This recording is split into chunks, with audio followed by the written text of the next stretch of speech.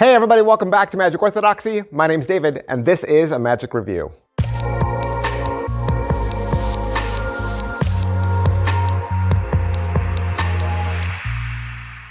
Hey everybody, welcome back to the channel. Thanks for being here. Today is the last day of Craig Petty week. All week, we've been looking at magic tricks from Craig Petty, and I'm sure you know who he is, right? On top of being a ingenious creator, magician, professional, super cool dad, he also has his own YouTube channel where he does magic reviews as well. He does even more than magic reviews. He's got tons of content, tons of great content. So I hope you take a moment to go down there, check him out, make sure you've liked and followed him. Today, we're gonna look at his Penguin Magic Live. So Craig did a Penguin Magic Live where he performed in a theater. It doesn't look like the traditional Penguin Magic Theater that we normally see. The Penguin Theater usually has like set up folding chairs that are like just on the ground and the performer's at the same level.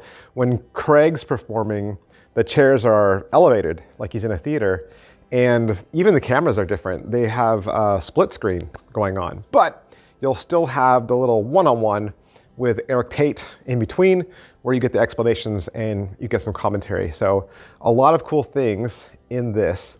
So what is Craig Petty's live all about? Craig Petty's live has a specific theme, and he mentions it right at the beginning of this, and I dialed into it very fast because it interested me as a topic. So what Craig did was he created a live that took a look at some of the things that you might forgotten about. More truthfully, he's taking a second look, okay?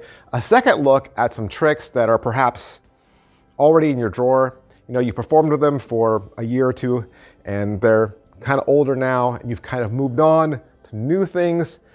Craig wanted to pull those things back out, re-examine them, perhaps take two of those items and stick them together so that you've got a good trick and a good trick, but could you put them together to make a fantastic trick? So this is the theme of his entire Penguin Live, which means it's all gonna be props and gimmicks that you're already familiar with, most of which you probably already own, and then bringing them back out, shining a light on them and saying, hey, some of these tricks were really good. Let's look at them in a new way and see if we can't perform them, get them back out there, breathe some new life into them. So that is what that's what his live is all about. So it was useful, I thought. It was a lot of fun. It's obviously parlor magic, right? It's obviously parlor magic. So a lot of these effects, there's more going on than just a single deck of cards or a single gimmick. You're using multiple items to create a new trick. Usually in parlor magic, we understand that you have a case that's holding all your stuff, you have a table, there's a curtain, you're inviting spectators up and down, right? It's bigger magic than just walk around, and that means it becomes a little bit more involved as well. So what's taught on the Penguin Live? You got 10 tricks. 10 tricks. Eric Tate is the host, like I said. They do the lecture style show in the theater, and then there's the one-on-one where he and Eric talk. So let's talk about the different tricks and what you get. The first trick is called Celebrity Prediction, and this is where Craig is going to use two tricks and combine them together. The first of which is a book test called Celebrity Presage, where you can use that book test to not just do a book test, but you can actually use it to force a celebrity, okay? And so he uses the book to force a celebrity, and then he asks the spectator, what do you think that celebrity's favorite card is? And she says the Ace of Spades or whatever, right? He says, oh, the Ace of Spades. Then you bring out a deck of cards and you say, let's find the Ace of Spades. And you run through the deck and you find the Ace of Spades and you upjog it and you say, did you notice that was the only card that was reversed in the deck? That one card that you named. And then on the back side of it, I wrote the name of the celebrity that you picked. So he's combining the invisible deck, which so many of us have, right? And probably stopped doing a long time ago because, like I said, we've moved on to other things.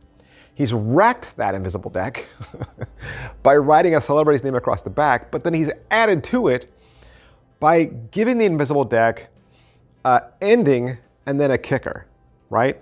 And you can do that when you're creative enough to put two things together. So yes, it's the same old, tired, invisible deck, but now he's added something fun to it that I think turns it into a bigger piece, right? It turns into something that, yeah, you could do in a parlor show. Second trick is called Pick a Pocket, and it's a pickpocket demonstration, but it's a pseudo pickpocket demonstration. And the way you get around it is you say, well, I'm not actually gonna pick your pocket. I'm gonna show you how it's done. And we're gonna use this wallet as an example of your pocket, right? And you lay the wallet on the table and you show some money, show some bills, and you put the bills in their wallet, right? Or their pocket. So it's gonna be a swap, a transpo. You're gonna bring out a stack of receipts and say, these are my receipts. Notice how they are the same size, same feel as money, where if I were to replace these with the bills that are in your wallet, you might not feel the difference. And in a flash, the receipts become money. You go back to the wallet, open it up, and now in the wallet are the receipts. They've switched places. And of course, he's doing this with two very popular tricks. He's doing it with the extreme burn or Hundy 500 effect, right? One or the other, they're both pretty standard. And then a standard switch wallet, right? A Himber wallet or something similar. You got a Himber wallet lying around? You probably do, right? And you probably don't even use it. And how long ago has it been since you've done extreme burn or Hundy 500? Maybe a while too. You could take those two things and stick them together and create a really cool parlor trick. The third trick he does is something called sponge bearing. And what happens is right in the title, okay? You have a coin, which we all have, and a single sponge ball, which we all have. And he shows how you can make those two things switch places, okay? So you think it's over here, you think it's over here, and they switch places. Or it's in my pocket, it's over here, and they switch places. Until at the end, he sticks both objects together, fusing metal and sponge together. And in a flash, those two objects become a large silver ball bearing. Those are the only three props you need: the ball bearing, the sponge, and the coin. Well, I don't have a large ball bearing. Easy. All you gotta do is figure out how big your sponge ball is, right? You have a 1.5 inch or you have a 2 inch, probably. Those are probably the two most popular. You go out to Amazon and look at that. You can find one for like 10 bucks. I found them together. You can find two together for about 20 bucks. So with one purchase of a single ball bearing, now you've got a trick you can do in parlor with just a coin and a sponge ball. And it has the same exact kind of aha shocker ending that, you know, lifting the cup and seeing the lemon underneath or the orange underneath. Like, where'd that come from in the cups and balls routine? Like, that object appeared out of nowhere. Same ending. So you're doing a transpo, a really simple transpo, right? Not difficult at all. Changing places between a coin and a sponge ball. And at the end, the two things kind of metallurgy together and they drop out and you have a large examinable ball bearing. Pretty cool. Next trick is called triple threat. Triple threat is a rapid fire multi-phase coin routine where coins vanish, reappear, jump from one place to the other. And at the end, you're left with a double jumbo coin production. So you produce one jumbo coin and everybody's like, ah, and then you produce another jumbo coin and everybody's like, ah. Now, this trick is way more knuckle busting because if you don't know, coins, this is Craig Petty's arena, okay? He is, I think he's a way better coin magician than he is a card magician. I think coins are his best thing. So yeah, this is for the Craig Petty lovers that love him and his coin work. He's using an older coin set again, a coin set that isn't readily available. So this is Triad Coins by Joshua J. So if you have Triad Coins or you have something similar to this, you could do it. Granted, those things were harder to find. So if you didn't have it, it might be difficult to find. But now, Craig has his new Nightshade project, if you get Nightshade Project or you have that or you're planning to get it, you'll get coins that are not exactly the same, but ultra similar. You could still, I think you could still do triple threat. It's pretty close to, with just a few modifications, with the new Nightshade coins. So if you get Nightshade coins, here's another trick you could do with it. Now, where do you get jumbo coins? What am I gonna say? Amazon. Look, you can get jumbo Kennedys on Amazon for 10 bucks. So again, simple. So if you have something, you know, like Triad coins lying around and you haven't got it out in a while, all this is gonna take is a single Amazon purchase, a couple jumbo coins, and now you got a brand new routine, thanks to Craig Petty. Another trick, Triumph. This is a perfect trick for a walk around. You don't even need a table, there's no force.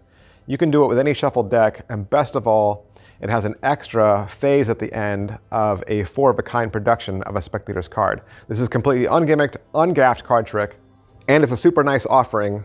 It's so cool that he included this because, you know, you've been watching gimmick after gimmick after gimmick after gimmick, and granted, not all of us have all of these gimmicks. We might have some, but we don't have all of them. And so to then insert you can do this with a regular deck, shuffled up deck, then that's fun, right? Let's have that too. So you get a nice little card trick that you can do with just cards. And that trick leads into the second trick, you kind of pair together, and that's card under box. And again, it's another trick that you can do with just your average everyday deck. So the card is selected, it's lost, it jumps to the top of the deck, and then again, it jumps under the box. And then again, it jumps under the box again. Then for a third time, the entire deck jumps under the box. Then for another surprise, their card appears folded inside the box. Then the cards jump back inside the box. And then the kicker is there is a folded card out in the audience in a cup that another audience member is holding. And now that becomes the card to impossible location. This is another big, huge parlor trick with multiple phases, multiple wow moments. It keeps getting more impossible as the trick goes on. And again, you can do this with a standard deck. So nice offering.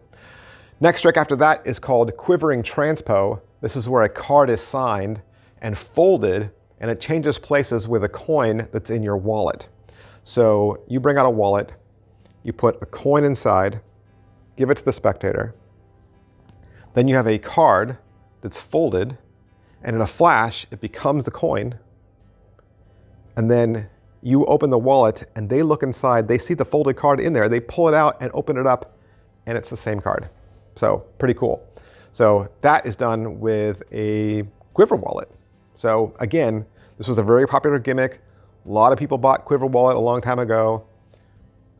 Here's something you can do with a Quiver Wallet that maybe you hadn't thought of.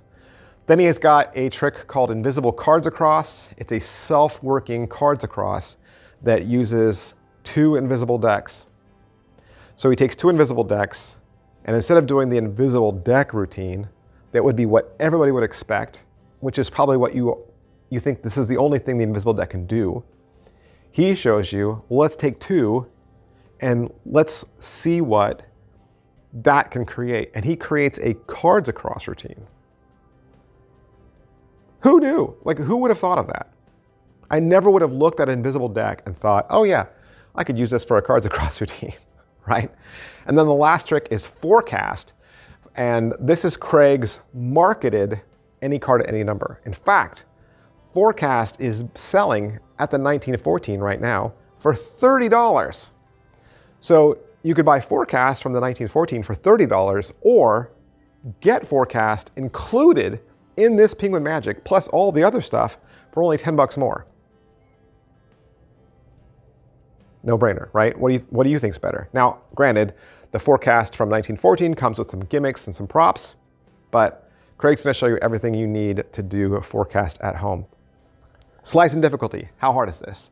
It's all over the place, really. There are entry-level, beginning-level stuff that the gimmicks do all the heavy lifting, and then there's, you know, his knuckle-busting, card magic and coin routines. So I think anywhere from beginning to advanced, I think there's something here for everybody. Positives, I think this is a great example of Craig's performance style. You want to see Craig do some tricks. He definitely has his own kind of brand of performance. You can definitely see how he's inspired by older, more classic magicians from days gone past, right? He has kind of an older style. He's got all those one-liners, right? That you hear magicians say that just kind of like fly by. He really does zing his audience a lot, and he kind of comes off as that like smart alecky performer. And you've probably noticed that from even his other performances. Same exact performance style, but it's fun to see him put a whole act together, right? To see a whole act from beginning to end. Negatives, I don't think any of these tricks are going to fool a magician. I don't think you're going to sit there and say, oh, I don't know how he did that.